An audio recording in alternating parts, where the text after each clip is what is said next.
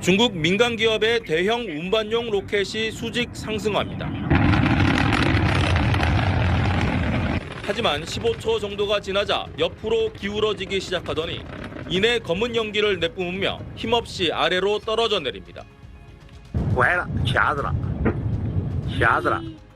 로켓이 지상에 추락하면서 땅을 뒤흔드는 진동과 함께 큰 폭발이 일어납니다.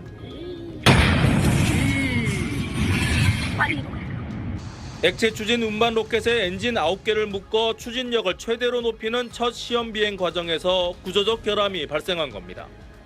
수백 미터 밖 건물 유리창이 모두 깨질 정도로 폭발 충격이 컸습니다.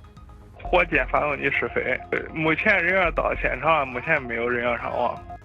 폭발한 로켓은 재사용 가능한 대형 로켓 텐룽 3호로 길이 71m에 최대 17톤을 탑재할 수 있는데 미국 스페이스 X사의 주력 운반 로켓 펠컨 9과 동급으로 평가됩니다. 앞서 지난달 22일에도 창정 로켓 발사 과정에서 잔해가 인근 마을로 떨어지는 일이 있었지만 이번처럼 발사체 전체가 시험 중 날아가 폭발한 사건이 공개된 건 드문 일입니다.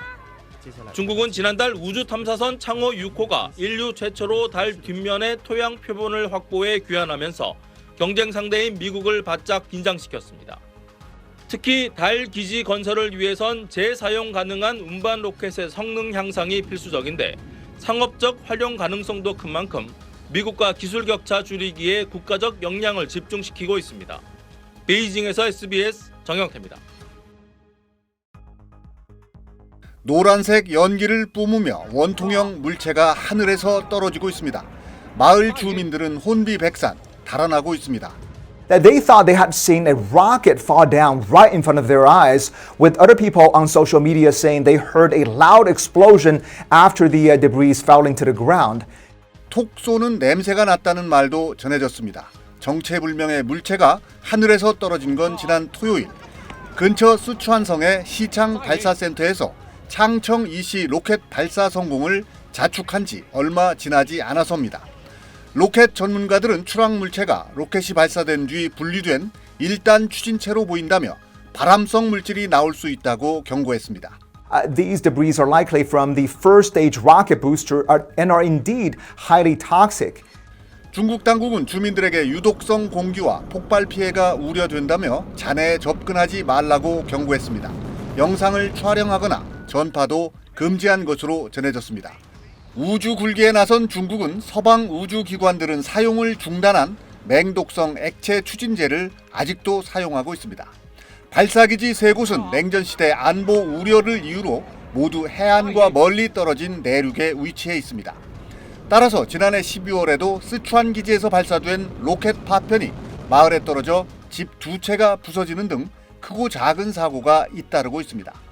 대형 참사로 이어질 수도 있는 이번 사고가 전례 없는 것은 아니라고 CNN은 꼬집었습니다. SBS 표현입니다.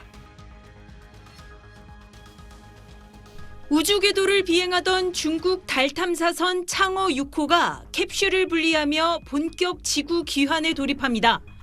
캡슐은 마치 불꽃을 뿜는 공처럼 날아오다 낙하산을 펼치며 속도를 낮춥니다.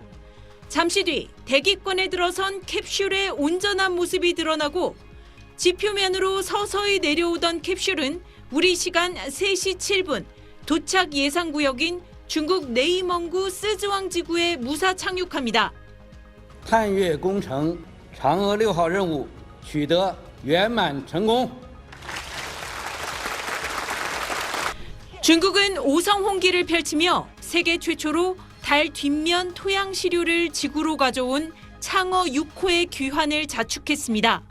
지난달 3일 발사된 창어 6호는 약 한 달 뒤인 지난 2일 달 뒷면의 남극 에이킨 분지에 착륙해 토양 시료 채취에 성공했습니다. 달 뒷면의 지표면과 지하층 모두 포함해서 약 2kg 분량입니다. 학계에선 지름 2,500km짜리 운석 충돌구였던 창어 6호의 착륙 지점으로 밀어볼 때 지금까지 인류가 9차례 채취했던 달 앞면의 암석과는 완전히 다른 새로운 성분을 발견할 걸로 기대하고 있습니다. 科学家推测，曾有一颗小行星或彗星高速撞击过这一区域，将月球内部的部分地幔物质掀到了月面。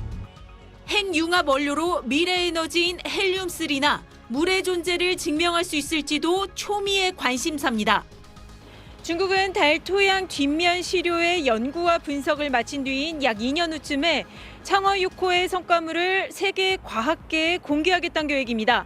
베이징에서 SBS 권한입니다.